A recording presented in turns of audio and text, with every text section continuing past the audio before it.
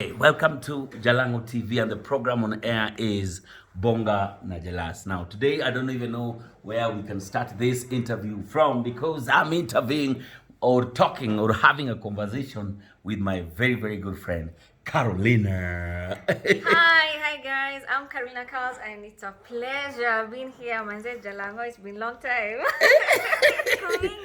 How you doing? I've been good. Kila kitu iko poa? Kila kitu iko fine. Yeah? I'm just proud to see you fly, Manze. Maze, I'm also proud to see you guys from where you began. And wow, our stories go way, way, way beyond. Where did we first meet, by the way? Kai. Hata siwezi kwambia. Ilikuwa wapi? Through Triple P or I think it was Triple or a P. music event. Remember I was a hosting artist and I had to tunaongelea pale na kina Amos and Josh. You know, they were the first artists to perform on my stage. Okay. Hiyo time kona launch music videos and stuff. And you were like, look at us now from there, like imekaa so different. But where? Niko tu, I don't know. So how did you get yourself into this entertainment industry? Nilianza kwanza kama video vixen. Unajua ulikuwa dancer? Unajua you guy ni Vera peke yake alifly. Vera peke yake. Oh, ulidance kwa you guy? Nilikuwa kwa you guy. Alafu ile nilikuwa kama boxer.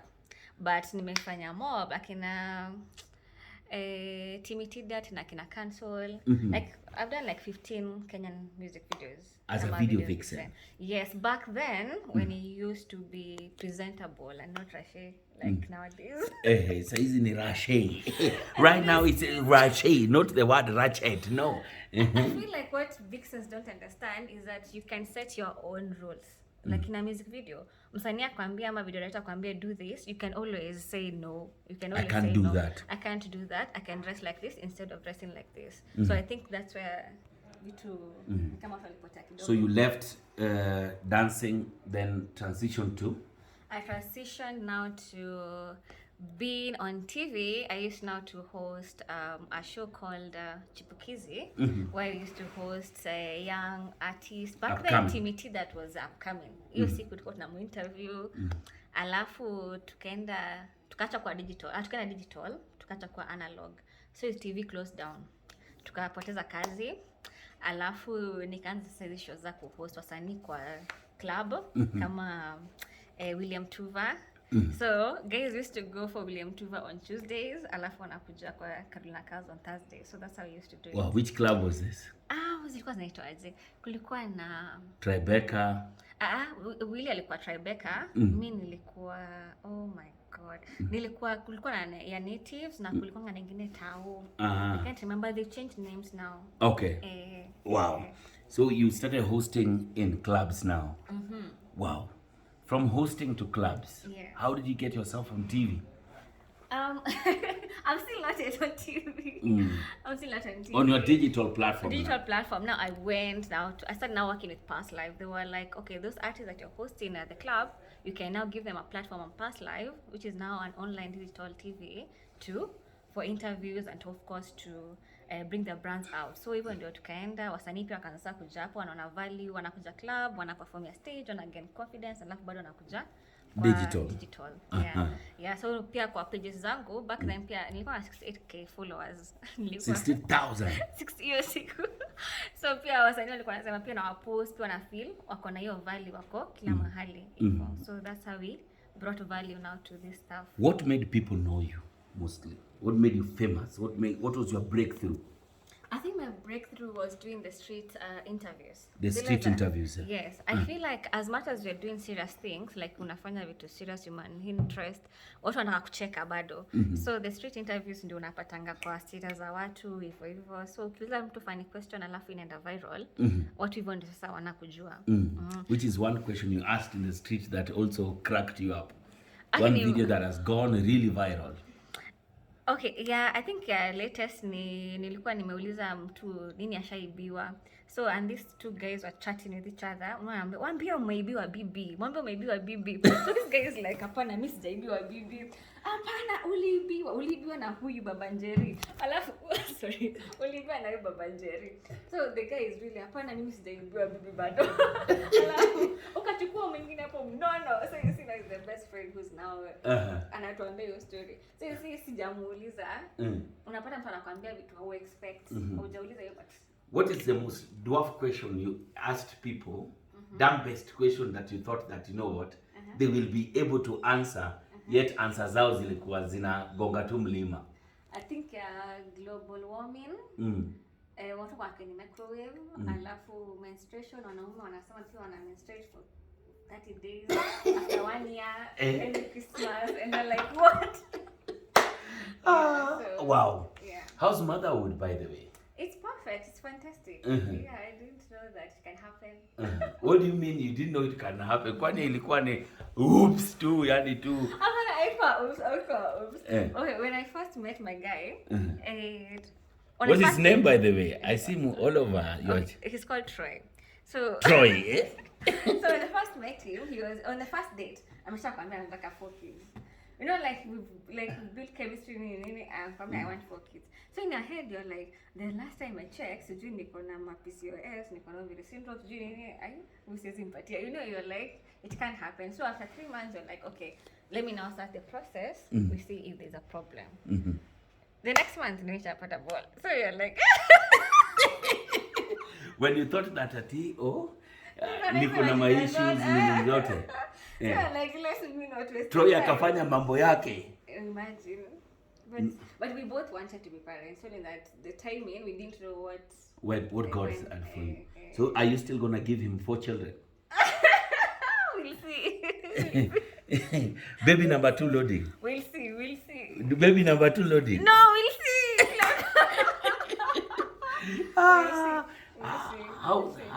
How's the difference in culture between you and the hubby?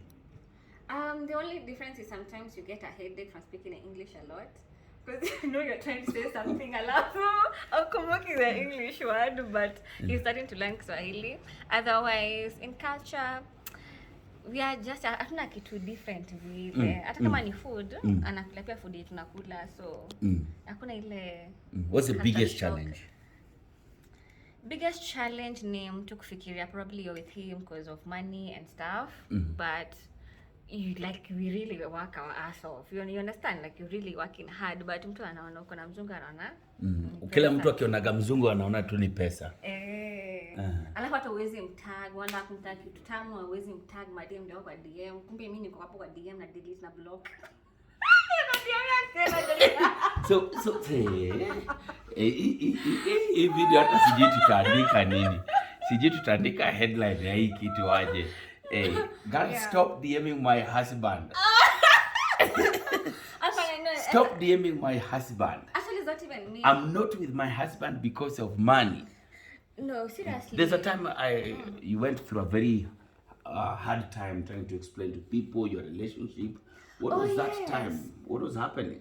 Oh yes, we thought we were doing like a fantastic show for Ebro TV. Ilikuwa on love and stuff, but we were like, we don't want to come out too positive, you know. We want to bring out like we argue, it's normal, we do this, like we're just a normal couple, like you and your wife, you understand?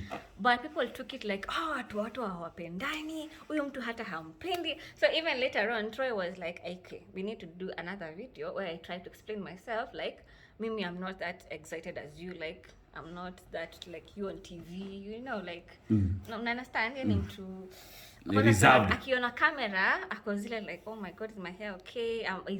Can you understand my accent? You understand, like, he's that. Where is he from, by the way? He's from Canada. So, Canada is not bad. Alafu ni engineer. So you see, for engineer, hata hawako anywhere close to media. They don't like even being online. I'm the one mwenye nampushing, post something on Instagram about your cycling stuff, you know, Wow, some of the best moments you guys have shared. I've seen you guys, siji mumenda muna dance wapi uko, wapi nini. I follow you, you're my friend. The best moments. Okay, kama hiyo Firirinda siku anajua anaweza pull hizo moves kali za ule na hata hapo amewahi ona ule unani Huyo mwenye mimba Firirinda? Hapana, mwenye anajiroll kwa mchanga anaitwa nani? Embaramba. Hakuwa ameona hiyo video ya Embaramba. Sasa nimwambia anafanya Firirinda, it's just a funny dance. Ndio ashapanda kwa miti, ndio yako nini. Watu wakamwita. Watu wakasema huyu ni Embaramba. Bongo Embaramba. So I wasn't really expecting that, but when he gets on it, he really gets on it. It's good in it. Yeah. So what do you do now, by the way, Carolina? Now I'm still creating content for my pages. It's been 2 years since I left now the media industry, so najifanyia sasa my own content. Your own content? Yeah. On what channel? Just on my page, Carolina Carls. That is in Facebook, Instagram, and YouTube, Carolina Carls, Carlz. Yes. Wow. Carolina, straight on this camera. I need you to talk to your fans. I need you to talk to Kenyans. I need you to talk to the people who've always misunderstood you, those who've understood you, those who've supported you. Straight up on the camera. Awesome. Now, before I go to my people, Mimi Kwanza, since you're getting into parliament, I just have a few pleas. You know, last time when you were doing elections, you know, I was covering all that, yeah? Main media was switched off, and it's only us on digital who could upload stuff and interview people on the street on Facebook Live. So we went to these places like Huruma, and you'd see people were so fired up. Like, mimi kama mbugangu haingii, I'm willing to sacrifice my kids, wachomo, you understand? Like, it was so heated. As a journalist, you're like, is there much heated like that? Like, to make your point. It is never that serious. It's never that serious. So, please, I'm here to, presenter mode. Please, I'm here, I want to. It's never that serious not to take politics like that. And also, as a young person, yeah, okay, I did a poll on my page and asked people, are you ready for elections? Are you motivated for it? Do you know 88% said no? You're not interested. 88%, there were like 4,200 and something people saying no. And 230 were saying yes, they're ready. That's a very big difference, and that's only my page. So how do you motivate these young people to actually vote and not because unajua tunafikiria kujua corruption itakuwa corrupt na patiananga sometimes 50 bob ndio niendelee kwenda kwenye naenda. So how will you motivate now these young people to understand it's their time, life. It's them, it's their life. You see, that's why so many of us have come out and said we are running, okay? So you see, when we are running and you can relate to me, I can relate to what you're doing, then we thought that will give them the motivation that, you know what, there's going to be a change of guard. That now people they know, people they understand, people who they think listens to them or can listen to them are now running for political offices. That's why every single young person out there should go out there and register and vote. We got you. That's it. Okay. So you will be able to influence our thinking. Policy too. Okay, we trust you. Asante. We trust you to represent Missouri. Asante sana. Back to you. All right, guys. Thank you so much for watching. Please follow me on my pages at Carolina Carls. I have so much content. Niko na human interest, niko na social street interviews and everything. Just follow me, and thank you so much, Jalango, for having me. I really appreciate it. Asante. Asante sana. Guys, this is Jalango TV live from the James Suits, and you need to come here and enjoy this beautiful, beautiful environment. They have the Argenti restaurant, every single meal, all the drinks that you have. Then they have amazing, amazing rooms here that you can just come and chill. This is Jalango TV with my bestie, Carolina Carls. You're out, baby.